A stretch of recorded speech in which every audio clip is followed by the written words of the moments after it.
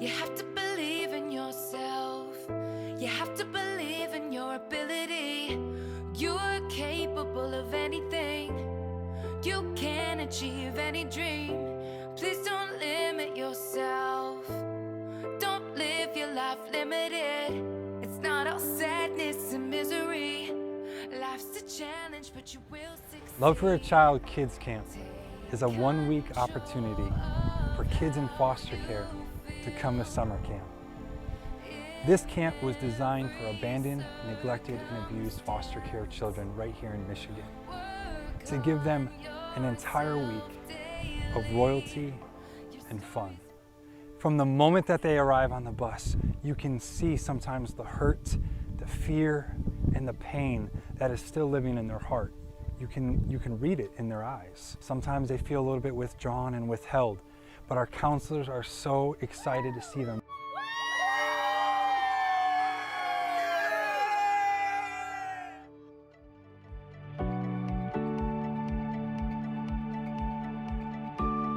They run, they bang on the bus, they welcome the kids right here to camp. Because we know through half a year of training, we pray and we prepare for these children to arrive so that we can show them a place that is safe, a place that is filled with compassion, a place that is shown with God's love, a place that they can leave in a week, hopefully with their lives changed forever by God's grace.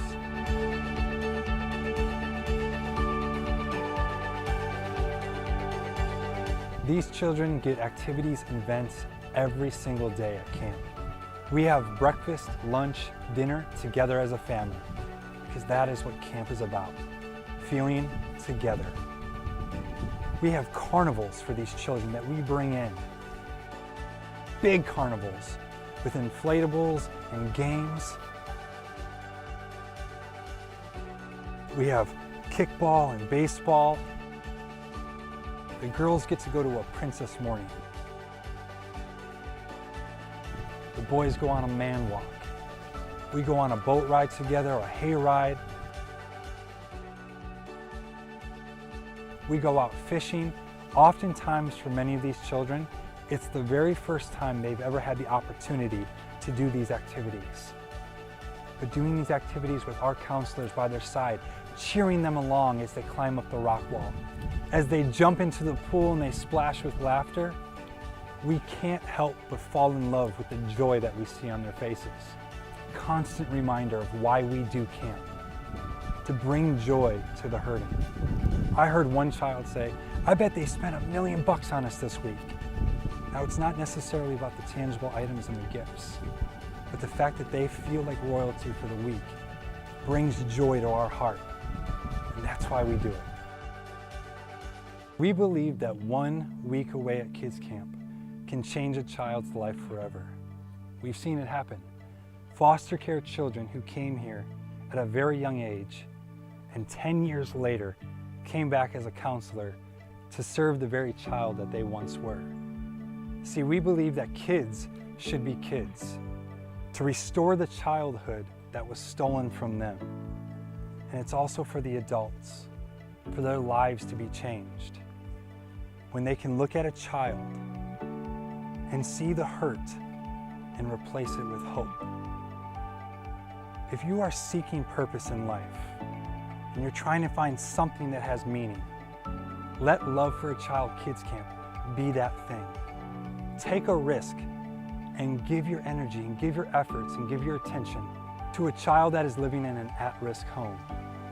We believe authentically and wholeheartedly everything that we do is love for a child.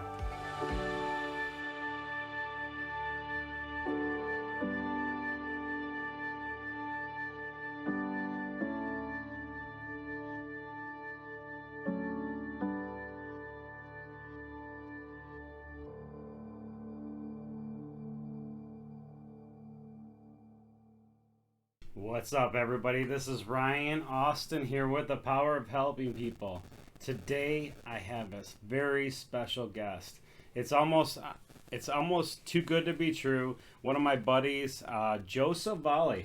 That was a great video that my guy put together, but I want to actually touch base on what Power of Helping People is. Today, our mission at Power of Helping People is to help one individual per day. Now, with doing this, we can actually impact thousands with your help. So today, I want to give you a little bit about my guest. His name's Joe Savalle. He's founder and president of Love for a Child. He's a public speaker, author, and a man of faith. He also is happily married to his wife Michelle and his daughter Stella. So why don't we welcome Joe Savalle here? What's going on, Joe? What's going on, Ryan? Always a pleasure to be in the same room as you, man. Power of Helping People. Yep. You know what? I was so excited that when you said you were going to be here, what we could go into, how you impact people, how you've changed my life, how you've done different things for others. Why don't we just go into a little bit about how we met? My buddy John Cooper, which we actually went to OC together, and Joe Savalle has been a member of an OC. We actually were introduced by John Cooper, and where do we meet the first time? It was a Starbucks at the time, but it's now the Gloria Jean's coffee shop over by Oakland University. You know, here's a little story. When I walked in to Starbucks and I was looking for a guy, I walked in and I'm like, that has got to be him. He nods his head. He looks at me. I'm like, man, he is too good looking to work for Birmingham Seal Coat. And the reason why I said that is he had a chiseled chin, nice and skinny, looked tough. And I'm like, hey, if he looks the part, he can be the part. So the typical attributes of a person who lays concrete for a living. Right? It must have been my tight jeans. You know what? But you didn't want to do the manual. You were more into the sales aspect. I think, one of the first sentences out of my mouth was, I will work for you as long as it doesn't involve labor.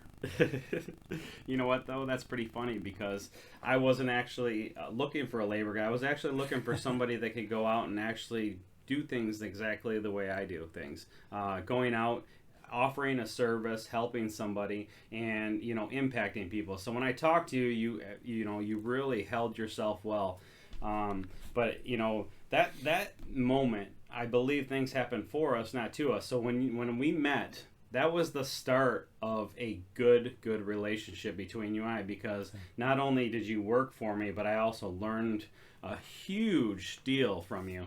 I actually walked faith with you. We've done a lot of soul searching. We've done a lot of you do a lot of good things for the community. But I really want to touch base of really why we're here, of helping one individual. And the reason why I say that is because you help thousands of people. And your nonprofit, Love for a Child, why don't we go back into the start of why you actually started Love for a Child and what you're looking at doing, and how what's your mission for Love for a Child? Oh man, loaded question. But I think obviously why we started Love for a Child was there's a lot of families in foster care who need extra help.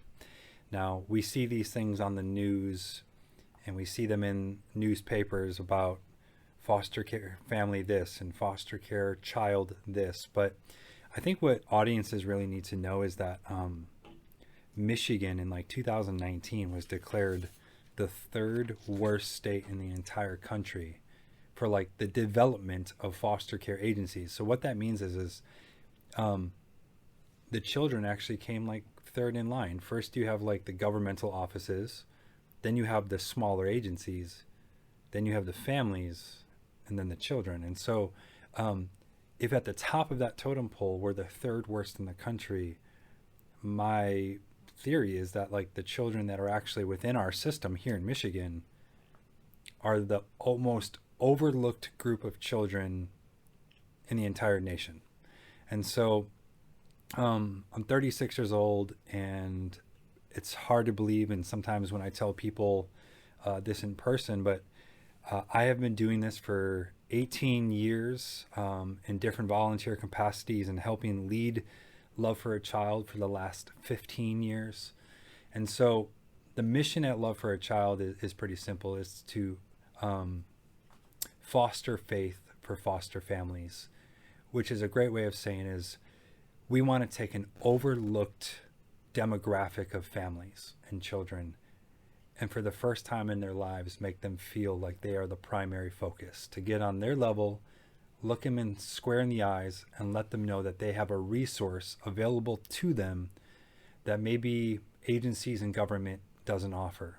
Sometimes those resources are financial stability, maybe their respite care to help serve a family, camps and mentorship, but more importantly, another phone number within their Rolodex to reach out 24 hours a day, 365 days a year, to know that we are in their corner to help serve and provide for that foster child, no matter the situation. And so there's a lot of foster care charities here in Michigan, sure. Some provide backpacks and some provide shoes. All of those are great resources, but we wanted our largest gift at Love for a Child to be our intentional and focused time with each child. The gifts, birthdays, Christmases, and major holidays, that comes second. The first gift is showing up when you say you're going to show up, being there for the child, and serving a family who feels like they don't have anybody in their corner. Yeah, man. Well, you know what what I took out of that is this, man, dude, that word intentional. I think when you're intentional with something, and especially an individual, sometimes you just have to listen and you have to be intentional on what exactly is going to happen. And I think, you know, you hit it spot on is you just got to show up and be there for them, because as a foster kid, they don't have that person to fall back on because they're always searching for that right person. They're like, they just want to be loved.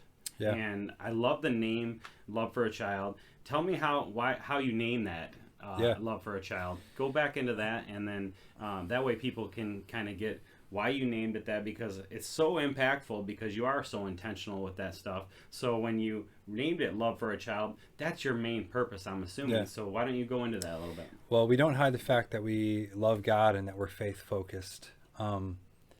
And Love for a Child may sound very poetic in nature, and it looks good on paper, and it looks good on the logo, but at the heart of the center of it is true biblical meaning. That God so loved the world, he would give his only forgotten son, Jesus. And so that God would send his son to this earth to be the only true definition, perfect and flawless and true, as the definition of love that we should portray and live out.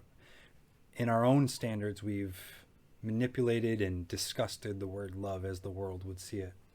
But there once was a perfect love that walked these streets, and God provided that. And so if God can send love down in child form so that we should know and understand what that looked like, I thought that story is the one story that the world should hear. And so if people don't care to hear about foster care, and they don't care to hear about serving as a volunteer, and they say, well, what does Love for a Child mean, and what does it stand for? It at least gives me the opportunity to say that God sent his son as love to us so that we would serve other people and we would raise children to be that form of love.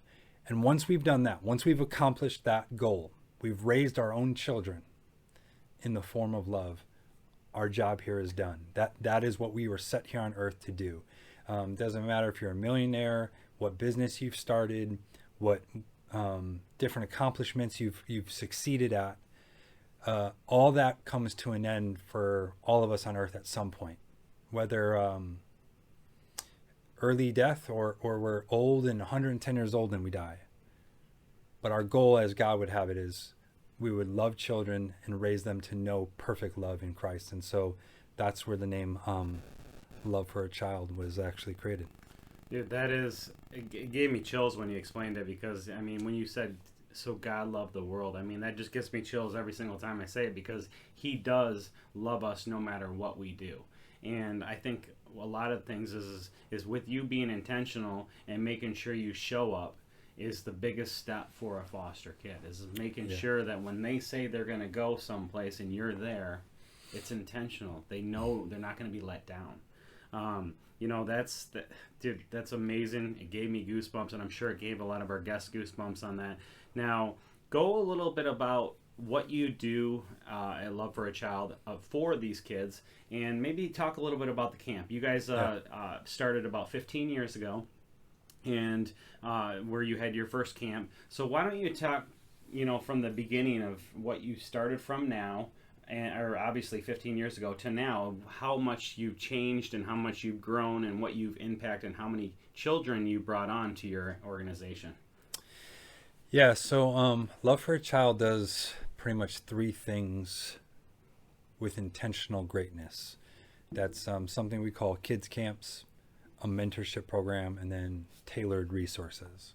And so at any given time, there's 14 to 15,000 children in foster care, and unfortunately we don't have the capacity to serve them all. And we give out applications, and we find the most desperate need for children to serve. And that's not just hey, their application come in and first come first serve basis. We actually have a team that reviews those applications to find out the child's parameters, and oftentimes those children fall under maybe one of two different demographics. The first is that due to being a child of foster care, they might live in 10 houses prior to the age of 10 years old. So 10 houses before the age of 10. And the second parameter is that through different clinical documentation and meeting with the reporters that are on these child's cases, we can identify children below the age of 10 who have been subject to physical, sexual abuse before the age of 10 by multiple partners. And so that sometimes for listeners can be really hard to hear, like 10 houses before the age of 10, or a child who has been taken advantage of by several different people before the age of 10. But that's why we do it. We take 15,000 kids, we narrow it down, we narrow it down, we narrow it down, and we find, as I said earlier in the podcast, the most overlooked group of children we can find to make them feel like royalty and a focus for the very first time. And so very quickly, the program operates like this. Those 40 children come to a summer camp and are greeted by 85 trauma-trained individual volunteers per camp. They spend 1 week with us, having the best experience and opportunity a child could have to be a kid for a week. Treated like kings and queens. Surprises every hour on the day. To raise their emotions, to heal the hurt, to replace the loss with love. At the end of that week, once we've built the friendship, we offer the opportunity for mentorship. So now I've already built trust with the child. The child now can be seen once a month by myself or a volunteer staff. And we don't just show up in the summer months when the sun is out and it's easy to go into a slip and slide or a pool. We show up on that rainy, cold January day and February day when that child would be isolated in a bedroom, and we take them out and we do activities and leadership games and bring over fresh meals for that family. And then tailored resources. We're there for their birthday, their Christmas, their 5th grade graduation. We're there to keep a light on. We're there to put food in the fridge. We want our families to know that who we serve, that we're there, rain or shine, night or day, 365. And I think it's also important for audiences to know that we don't charge for any of our services. We are supported and sponsored by amazing business owners and churches throughout Michigan, so that we can provide cost-free programming to the most overlooked group of children. Wow. Dude, this is touching, because here's the thing is my mom, obviously, you know, my mom, Christina, she's been a foster care parent for several kids now. I think she was a total of, I believe, 7 total. And each kid that came into my mother's house, obviously was our house too, but I was gone at the time. But each kid had some kind of form of abuse, some kind of form of maybe verbal abuse, maybe alcoholism in the family, drug related, locking kids in rooms. Why don't you tell us a couple stories of some touching stories, not only for an individual that has come to camp with you, but also a volunteer, of how much that's impacted. So we'll first go into individual, and if you want to say one or two stories, but give me your most impactful story that you've actually had at kids camp, because when my mother adopted and was a foster care, she had 4 kids that were individually given to her, and she wanted to make sure those 4 kids were put in a house together. So it's so difficult as a foster parent, because most time they split up their kids, and my mom was so focused on making sure I'm not going to have these kids split up. So tell us a story of maybe an individual or a brother and sister, or one story that's impacted you that will impact our guests, and then we'll go into a volunteer.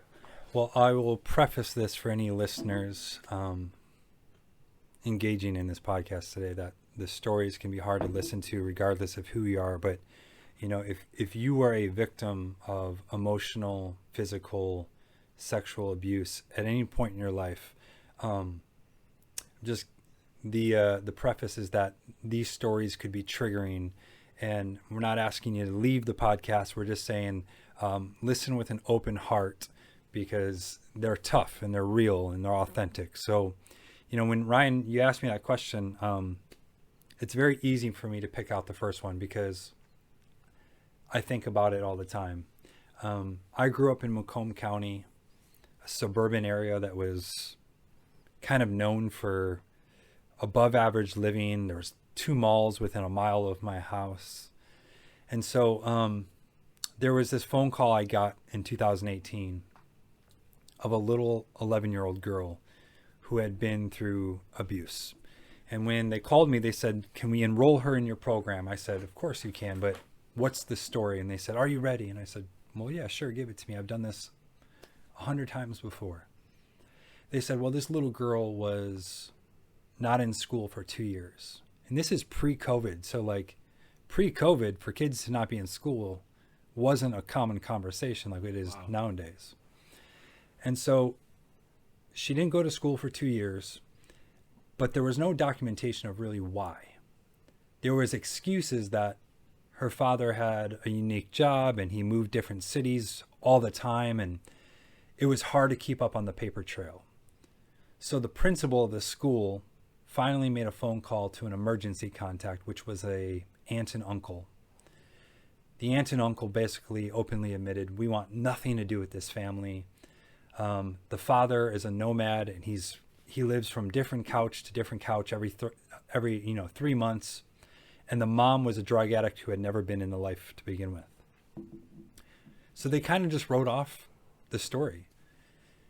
Principal calls Child Protective Services and makes a report.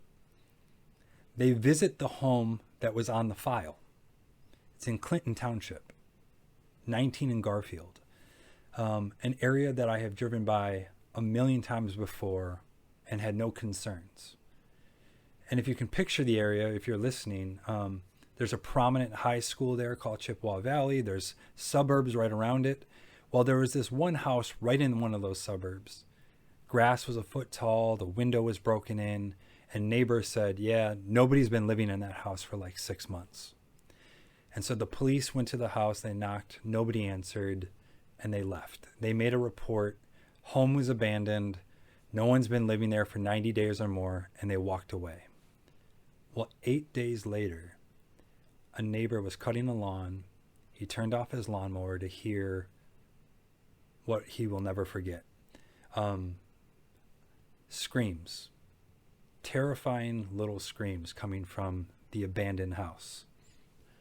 The police were called, and the same patrol officer now pulled up to the same house 8 days later with a partner. He heard the screams. He knocked on the door viciously. No one answered. He knocked on the door a second time. No one answered. Made the announcement that he was coming in. Kicked down the door. Drug paraphernalia and alcohol and liquor bottles as far as the eye can see. But where were the screams coming from? It was in that moment that the police officer with his weapon drawn opened the door to the basement, walked down some wooden stairs to see a concrete floor, as were pretty typical with unfinished Michigan basements, and there found an 11-year-old girl chained by both of her ankles to a pole in the basement, living in her own feces with crackers and milk and water scattered amongst her, just to find out a couple things. Number one, she had not exited that basement in over 2 years, and nobody made a phone call. And where the story takes even a horrific turn is that in a drug-addicted state, that biological father was selling her for $20 on the dime, or for any pill he could get his hand on, so that people could go down that basement and take advantage of that little girl who was only 9 and 10 at the age. There are reports, we don't know the number, but my guess is that there was somewhere between 50 and 75 adults who entered that basement and took advantage of this little girl, robbing her of 100% of her childhood. And that little girl showed up to our kids' camp, broken and hurt. But we gave her 1 week, to be treated like a queen, a princess, like royalty, to comb her hair, to feed her, and keep her safe. And here we are, 2021. That little girl now is entering high school. Sure, there's emotional damage. This story never leaves. But that girl now walks into high school, a much different young woman than when we found that little girl first in our program. We still see her. We still call the family. We're still involved. That is called making change. That's called making impact. When things are tough, they're challenging in the most horrific way you can think of, but you stay invested, you stay intentional, and you can make life-altering change in a child's life. And we're not done just because she's in high school. We will stick around, and we pray and hope that that's the type of young girl who can turn 18 one day and share her story to a child who came from the same circumstance. Wow. I mean, there's probably a lot of people speechless right now. I mean, that story went really deep, and the reason why we told that story is because people don't realize what they don't know. And, you know, for being a foster kid, there's a reason they're in those situations. You know, with the mental health the way it is, the way, alcohol and drugs are on the rise, those are huge issues in the foster care world. And what we need to start doing is open our eyes and really starting to really just keep an eye out, because you never know. Like you said, neighbors didn't have any idea that stuff was going on, because we're too busy looking the other way. And that's why with you doing this and being intentional, you are saving thousands and thousands of people's lives. I cannot believe the story that went through, and today. Well, how many years ago was that when she came to your camp for the first time? That would have been 2018, and now she's in high school, or middle school or high school, and she's going on to that next stage in her life, which that kid's camp maybe changed the way she thinks, maybe changed the way she feels. Maybe she's going to be a volunteer for you. But when somebody has an impactful story like that, they need to share it. And that's why I felt Joe, he needed to share that story, because there are so many kids out there and so many adults now that have that story, and it just never came out. Yeah. And they really need help. And, we're bringing this to our podcast because we want to help one individual. So if this video and this story and this thing helps one person, we did our job. I think it's also important for people listening to know that, it doesn't have to be that level of traumatic abuse for you to feel like, oh, I can't relate to that person. Maybe you were in a bad marriage where things were said to you verbally that still affect you, or maybe you were in high school 25 years ago where you didn't fit in and you've left still feeling like you have a hole in your heart that you're never going to be good enough. And I think people need to know that there are resources at hand out there, whether it's counselors, pastors, therapists, or just a good friend over coffee that is ready and willing to listen, because you truly can't be your best self until you found self-healing and self-coping. And this little girl has a long trajectory ahead of her before that ever takes place. But what we find out at camp is, when people volunteer, they don't realize they've been through some form of abuse until they've met a child who's currently living in it. And it starts to open up all these chapters in their heart and their life. And it's never too late to ask for help or ask for somebody to listen. And so we could end the podcast right here. We're not going to, but if you're listening to this and you're like, hey, you know what? I've been hiding something within my own life for a long time just because I didn't think anybody cared. I think Ryan and I speak for ourselves when we say, well, we disagree. Ryan and Joe are at least just two of the many out there that would be a lending ear to someone who's struggling with something deep within. And so we just encourage you to pray about that. And, if that's you, just know that there is help. It's 100% true. We are here for a reason, and that's to help people. So if, I'm going to put my cell phone on this link after we're done, because if somebody's battling, or they just need to talk, or they need a vent, or they want to call me up and just, have any information, I'm here to listen. Because sometimes it's just to listen.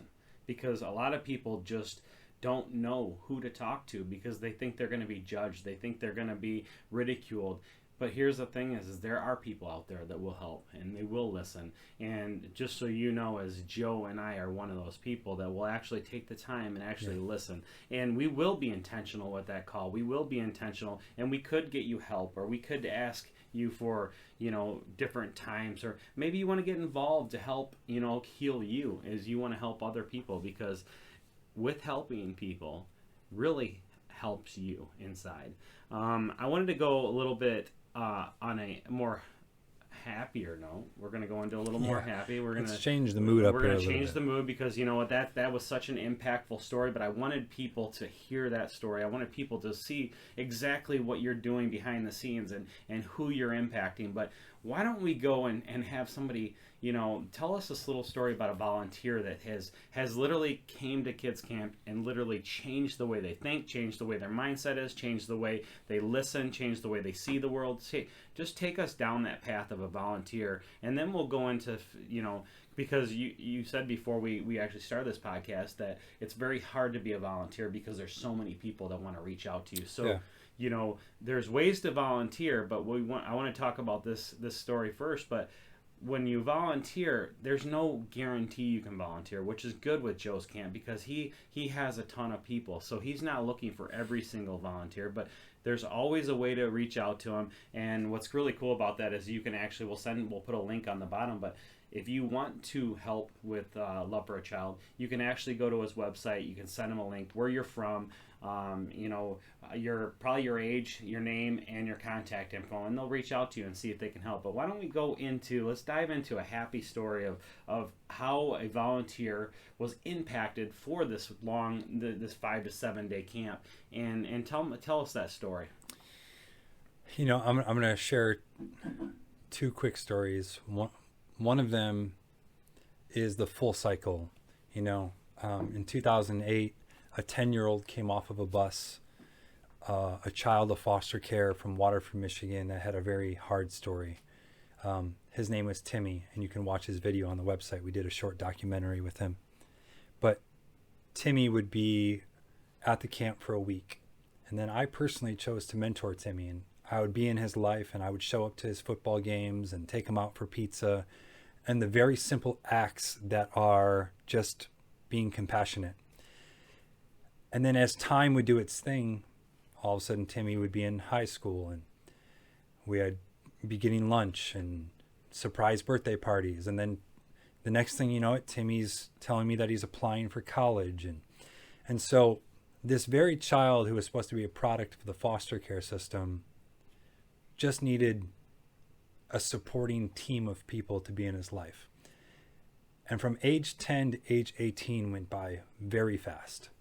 And when Timmy turned 19, he actually returned back to Love for a Child Kids Camp. as a volunteer to serve the very child where we met him.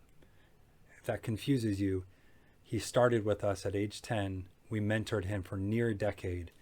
And then now he serves on the team. He's a college graduate. He just became a police officer. And he's about to be potentially engaged to another camp counselor that he met while serving at the camp.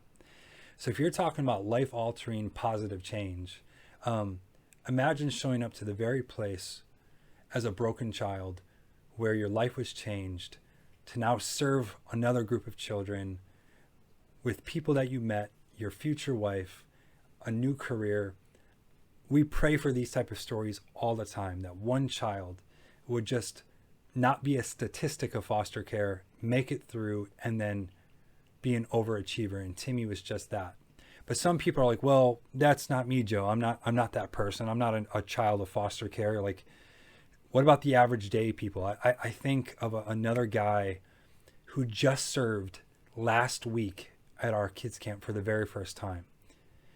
This is an African-American friend of mine. His name's Aaron, just the sweetest black man you would ever meet. And when I first sat down with him in the end of 2020, he had tears in his eyes when he told me, Joe, I don't think I can volunteer for you.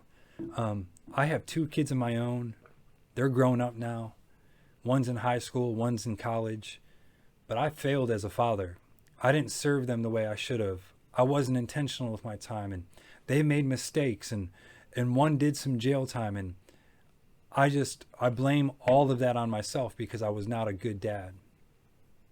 So you would think I would stop right there and be like, yeah, man, you're not a good volunteer for us. Like, we're looking for just good people. But I could recognize in this guy's heart, he needed a second chance. The exact statement out of his mouth was, how can I have served these children for 1 week if I haven't served my own children for 18 years? And I'll never forget that, because Aaron did come to camp. He completed the training. He did everything he was supposed to do. But when he got to camp and those little boys came off the bus and ran into his arms, there was a different fervor. There was a different light. There was a different purpose that was instilled in his heart immediately.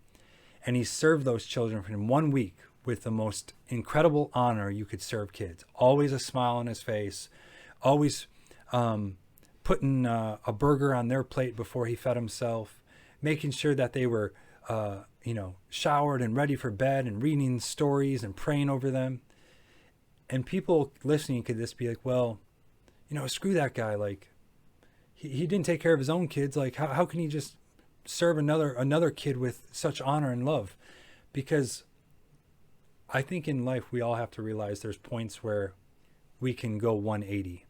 We can choose to turn the events around and head towards the right direction. And just for Aaron and many, many, many more volunteers that have served, I think love for a child was an opportunity for not just his eyes to be opened, but for his heart to see a culture of compassion that he has never felt before.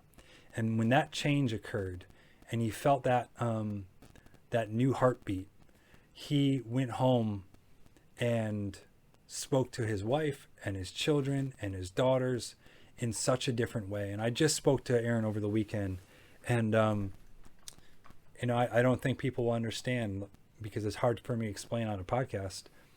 I could hear a different joy just in his voice from 1 week away with us. What's really cool about that is not only did you change a kid's life, you changed his life, because he failed as a parent and he knew that he owed it to himself to go out and try to be intentional, to be better of a person. And that might affect him as being a better grandparent down the road. That might affect him to be a better husband. That might affect him to be a better person for other people, meaning now he is serving you and helping you. We do things for God and God first, and I believe truly that God puts us in certain circumstances. God puts us in front of people that really need help, and he was put in front of you for that reason. And the best thing about it is you actually listen and you listen to God say, I can help this individual. I can help impact this person, not only so he can go on, but he can actually go on and help others. Yeah. And he might do something that you would be so surprised down the road and say, he might even be a foster parent. He Sure. might not have been a good dad, but he could eventually go down in the road of, hey, I'm going to start fostering people because I know how to be a dad now. I want to be that person. I failed in the past, but God's given me another chance to go on with it. Sure. So I think that story was a very happy story. I think that story was amazing. It gave me goosebumps a couple times. I think people listening to this stuff are going to be like, oh my gosh, I can't believe what's going on out there. But here's the thing is because we have to start being more alert to what's going on out there, because things aren't perfect. And there's a kid that you will see every single day that's hiding everything that's going on. If it's verbal abuse, if it's somebody not having them go to school because they feel like they shouldn't go to school, those are little things that can really impact a children's life. Yeah. But why don't we go into some of the activities that you do at Kids Camp, because I've seen the videos. We saw the video in the intro. There's going to be a hype video at the end, meaning like you're going to show exactly how you do things. But I am so impressed on all the stuff that you do. I mean, you said there's a surprise every hour. Go into what a daily routine is at Kids Camp, because why it's so impactful for these kids to come, because it's almost like Christmas. Sure. They get all these things. It's fun, and then they do this week and it's changed their life. Tell me exactly all the little things that go involved into doing these kind of Yeah, things. so a typical day at camp, they wake up, they do their exercises with our awesome coach who makes it fun and exciting, and but let's cover the meals first. For a lot of children of foster care, they're with so many different families in a given year, or so many different homes, potentially meals could be very overlooked in themselves. So we make sure for breakfast, lunch, and dinner every single day we sit down as a family, and we have a serving staff who comes out and serves the children, the camp counselors, and we make so much fun of it. Every child doesn't have to get out of their seat. Food is just brought to them, and desserts, and we want to make sure that they know that they're well fed but well served. And at the end of our meal, DJ Doug hits like a 15-minute dance session. We do like 4 songs, and so what a way to end a meal. You eat some spaghetti, some burgers, some meatloaf, and then you have to dance off the calories. But some of the big events, we put on something called the Royal Princess Party, where every girl gets a new dress, and a salon from Oxford comes in and does their hair and their makeup. And the princesses come in and serve tea and talk about value and worth. And so this is a moment for those little girls to understand they're not a product of their past, but they have a new beginning, a new life. And we go all out for that. We put on a birthday party for all the children. You might say, well, what's the big deal? For a lot of children in foster care, because they move around so much, they miss their birthday parties. They've never had one. They might not even get a birthday gift. So we put on the biggest birthday bash for all 40 children. We customize cakes. We customize gifts.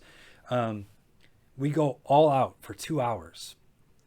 We bring in a carnival that costs $5,000 for 40 children. Why? Because we do it with a royal approach. We're not just going to call your neighbor and ask him to blow up his inflatable and can 40 kids share it.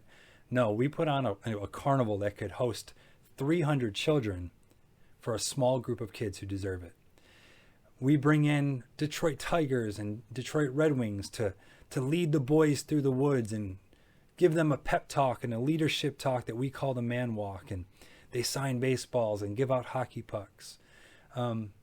Every aspect of every hour of every day is done with intention, all the way down to late at night, those boys and girls get cleaned up, they shower, they roll into their beds, they pull up their blanket, they put their head on pillows, just like we do with our own children.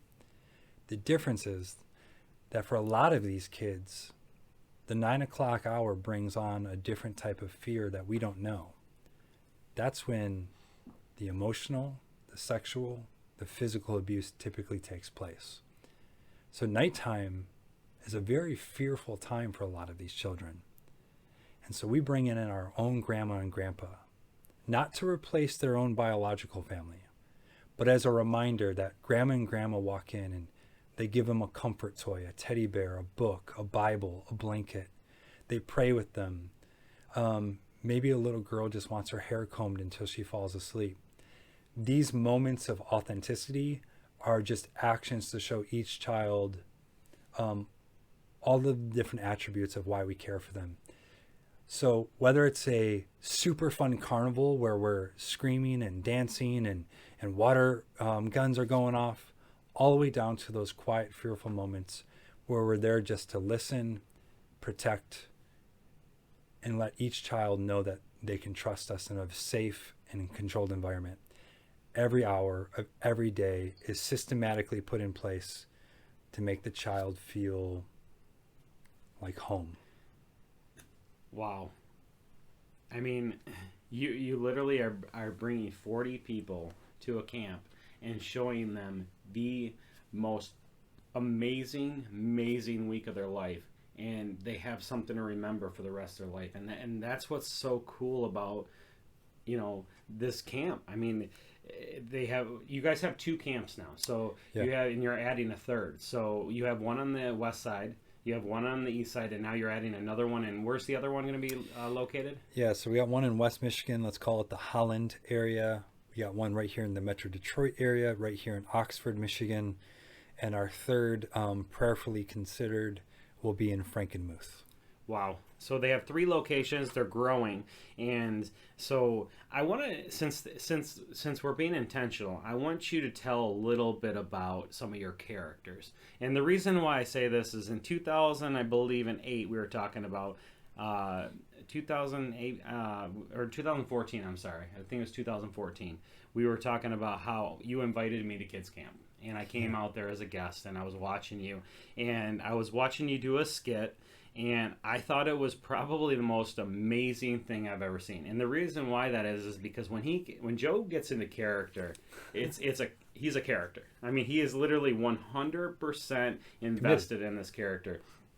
So I want to go into this little Joey character that you do at camp, because to be honest with you, I'm going to make you do a little skit here. And I'm going to make you transition, because obviously we're in podcast, but we're also filming this. So this is going to be live on YouTube. So I want you to have a little interaction with yourself, but I want you to go back and forth from little Joey to Joe Savalle. And the reason why I say that is because I want people to really see this character, because when I saw this character and I saw the kids at this camp, their faces lit up. They laughed. They giggled. It looked like they had no care in the world, because for a moment, that one moment, they forgot about everything.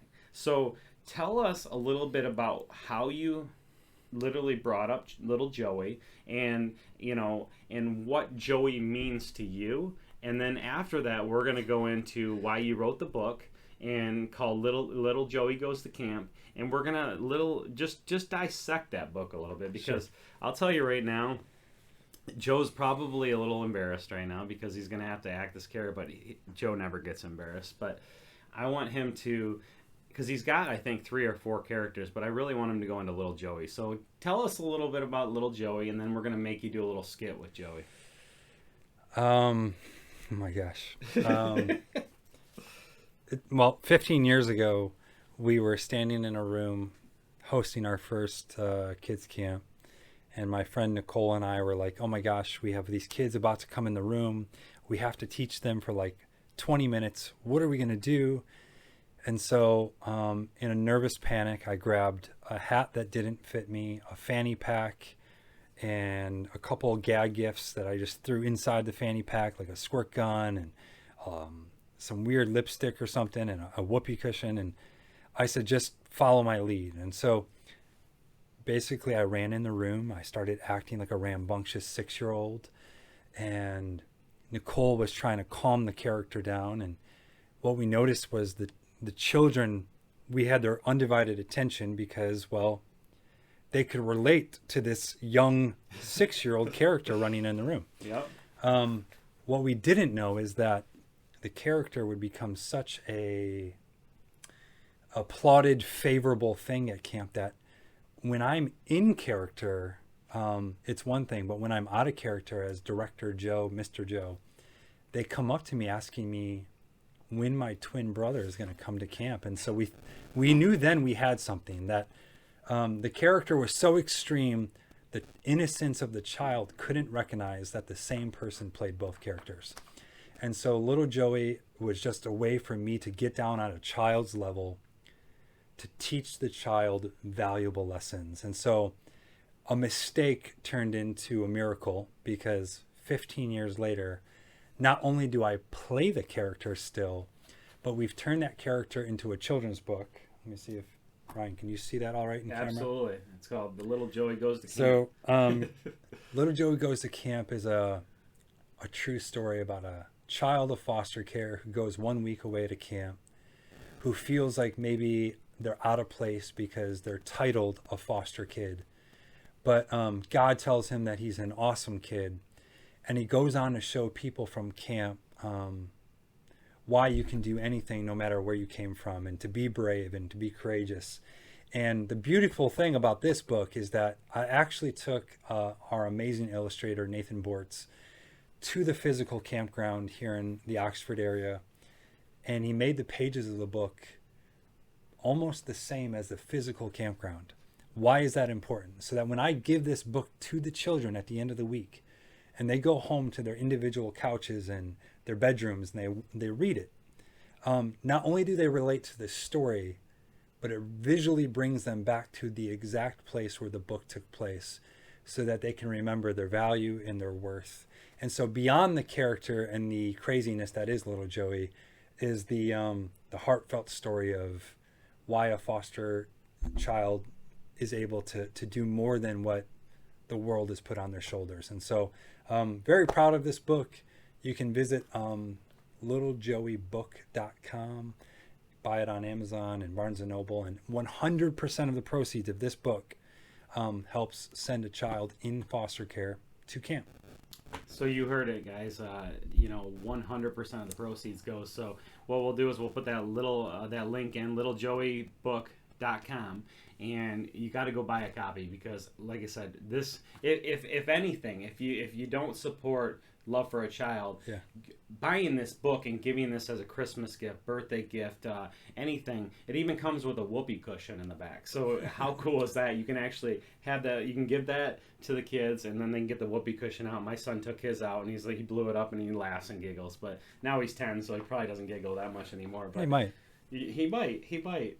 So, but I think too is having this character, which when I saw it for the first time, I laughed, and I was hysterical, because it is his twin brother, because it's not him during normal. So why don't we do a little animation of how, what is your favorite skit that you've acted out that you want to do on the camera for people, because I know you don't have I don't have the props or the environment, but maybe I can give them like 10 seconds of kidness, right? of how little Joey talks. Maybe that would give you guys That'll some work. enlightenment. That'll work. Everybody, close your eyes real quick. For those of you guys that I'm are gonna take not the loud. headphones off for a second so I don't break anything. Yep, go ahead. So just real quick, we're gonna go into this, this very quiet state. We're gonna think, we're gonna listen, and we're gonna pretend like there's somebody else coming. So I'm gonna introduce little Joey to the stage. How's it going, little Joey? Oh, hi kids, it's little Joey. I'm so excited to be here. You're excited. What are you here today for? Because I want to make everybody fart. Oh my gosh, that's inappropriate, little Joey. No, it's not. Everybody has the toots. Oh my gosh, we're on live here. People are watching us. Shh. Hey, Mr. Ryan, did you hear that? Oh my God, I just heard it. I think it smells. Are you really farting over there? Well, I don't know, but something gas came out of my intergluteals. Oh gosh, here we go. See, now this is exactly little Joey, guys. And I'm telling you right now, I am very excited for little Joey to be here. Little Joey, what is your favorite thing to do at little kids camp? oh, you know, I like to put meatloaf under my pillow, and I love just to blow kisses to everybody. Aw, that's so nice of you. That's so great. Dude, hey, everybody. So you can imagine the caveat to that is typically I'm in a room with 100 people watching on a stage with colorful lights, and I'm running in and I'm rambunctious, but the kids are kids, right? So they just love hearing a fart joke. They love hearing silliness. It just allows the child who's been through so much to kind of forget all the crap they've been through and just think like a kid, like a child for a moment. And so as silly it is to be in that character in the quiet of a studio, and awkward as it might have been to watch that, just put yourself in the setting of the children, and know that they love it even if you didn't. I think I must be a children because I'm still giggling. It's pretty funny. And if you can't laugh at a fart joke wherever you're listening to these days, just get off this podcast, stop listening, because that's what it's all about. Hey, you know what?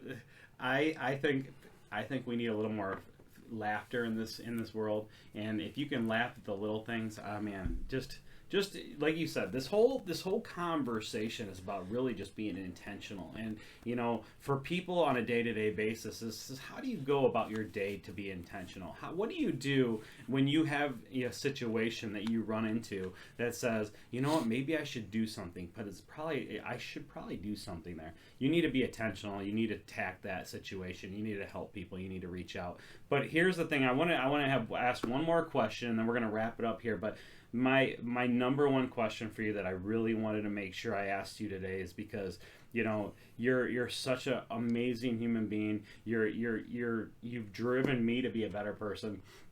When I met you, almost 8 years ago, I seriously think that I am a better person because I met you. And the reason why that is because you pushed me to be a better person.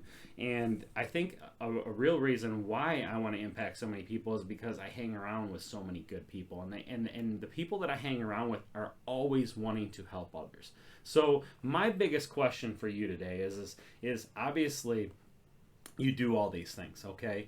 You have to have somebody that taught you or mentored you or really just, said, hey, Joe, this is how you are. This is what you should do with life. Who is that number one mentor that you've, that really has touched your heart, that has pushed you to be a better person? I guess when I look back at my early 20s when this whole thing was starting, I wouldn't say I was like a lost individual, but I was seeking what purpose would be in my life. I didn't have some wild bachelor's degree in any one profession. I didn't have some career opportunity on my table. So as I watched all my friends buying their first houses and graduating college and getting married at early ages, I was sitting back kind of me, myself, and I going, what do I have to show for myself? And I didn't love the answers that I had self-determined in my own heart to answer that. And so at that time, and for the years following, there was a gentleman who grabbed me by the boots and the back of the collar. His name was Joe Wintering, and he's a pastor in the Marine City area, a church called Harvest Christian over in Marine City, still there. And you know what? I think every person in life needs a coach, and he continued to show up even when I didn't deserve it. There was times that I probably didn't treat him well, or maybe I lied about something, being an ignorant young adult. But he looked past those things, and he kept molding the clay, let's call it that, and kept pouring water onto the seed, and he didn't give up because he saw potential in me. And I've thanked him numerous times for gearing me down the right path. And I still thank him if he decides to watch this long into this podcast. Thank you, Pastor Joe, because you can be a tough guy at times, but you were tough on me when it mattered most. And that termination allowed me to really find my purpose. And even though he's considerably older than me, in fact, his nickname is Big Poppy.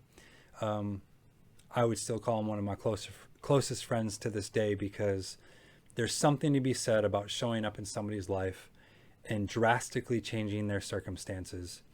And my heart and my brain and my thoughts and my direction all came to a crashing halt when I met him, and I changed my course of direction. And I wouldn't change that for anything, because we're all still a work in progress. I still have a lot of things I want to accomplish and change in my own life and my family currently, but it started at a pivot point in life, a pivot point towards purpose. And Pastor Joe, thank you for trusting, and what an amazing, appreciate that. Amazing story. And the thing is I know Pastor Joe, and he can be tough, and and we all make mistakes, and I'll tell you right now, that guy is a man of faith, a man of God, and he is a very, very good individual, and he has everything, and he does everything with intention. And I think that's where Joe learned it from, and that makes so much sense now, because I do know Poppy, I do know Pastor Joe as he referred to him, but I also have met him, and he does things for people that you might say, well, why is he doing that? Why is he doing this? Why is he doing that? Because you know why? Is he lives through God, and God is his number one, and he does everything in the world for purpose. And he doesn't give up, and that's the number one thing about having a mentor, having a coach, is they're there for you to help. And I think a lot of us, we just don't reach out. We don't reach out to mentors. We don't give it the time. But here's the thing is if you can touch somebody, if you can make an impact on somebody, why not? Just reach out. Every day I have my routines, I have my scheduled things. I wake up, I do my devotional, I work out, and I give my gratitudes, and I give out, and it says right in my calendar, it says, reach out to somebody and make an impact. And are you doing that? Are you reaching out every single day to make a purpose? Are you doing it with intention? Because I'll tell you right now, the last 4 years of my life have been a huge change, and I'm starting to do things with intention. I was actually, before Joe and I talked today, I said, that's the number one thing I'm starting to do, is doing everything with intention, purpose. Why am I doing these things? Because there's a purpose for all of us out there, and I feel that my purpose is to impact one person per day. And if I can do more, that's even better. But with you guys' help, I can impact thousands. So I want to thank Joe. I really appreciate you being here today. It was an amazing story. I think not only are you going to impact a lot of people on this, but I really do think that people are going to reach out to you and help you out, because if you have that wherewithal, if you have that time, if you have the money, what better charity to give it to? Because I'm a supporter of Love for a Child, and it's very simple. Yeah. All you do is sign up. It takes it out of your checking account every single month, and you don't even notice it's gone. And the reason why is because you're doing things with intention to help these kids. When they have the bounce houses, they have the carnivals, they have the food, it all costs money, okay? And with your help, they can do more and more. With 3 kids camps going now, one in Frankenmuth, now they'll do 120 kids per year. That's amazing. Now, if they can grow and grow and grow and do more, that is the key. So, Joe, let me just say something on that, because a lot of people ask me all the time, hey, Joe, somebody gave you $10 million today. Wouldn't that be cool? You could be the largest charity tomorrow. That's not the answer to everything. If there's one thing that I would want listeners to understand and reflect on, would be, we want to be quality over quantity. We already said in the beginning of the podcast that we show up when we say we're going to show up. Our biggest gift is intentionality. So when you give into our charity, we're not trying to be the largest most marketable charity out there in the world. If that comes down the line, great. But the more important thing to us is that we're a highly trained group of individuals who have a bigger heart to care than anything. And so we're not just sending people in the homes that are being reckless. We're sending people that have a committed time and a committed schedule to be there for these children. And so Ryan's right. Yeah, the carnivals and the birthday parties, those all cost money. But imagine getting a phone call when a family's in desperate need on one of the coldest nights of the year, and they need a warm meal, they need a ride, they need a bill paid, they need someone just to knock on their door. Those conversations that never get seen, that don't get on the news, that don't get their own type of YouTube channels, are done behind the scenes with intentionality. We are not going to be the group that carries around a camera crew to show you all the good works, because that's not the way God intended it to do.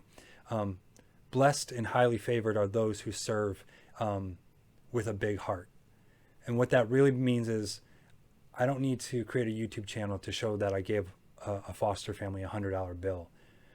But when I show up in the middle of the night to make sure their needs are taken care of and those kids' tears are wiped, that is why this charity exists. And so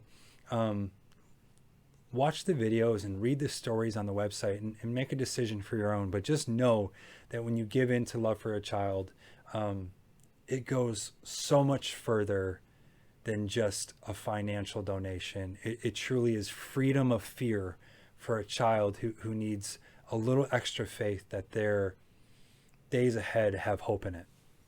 Wow, man, that's great. And we're going to wrap this thing up. But, man, I just want to thank you very much for being the guest. Yeah, thank you. I also want to tell you guys to make sure you guys go out, get your book or multiple books. I think it would be a great idea to buy multiple books. That way you can hand them out for Christmas gifts.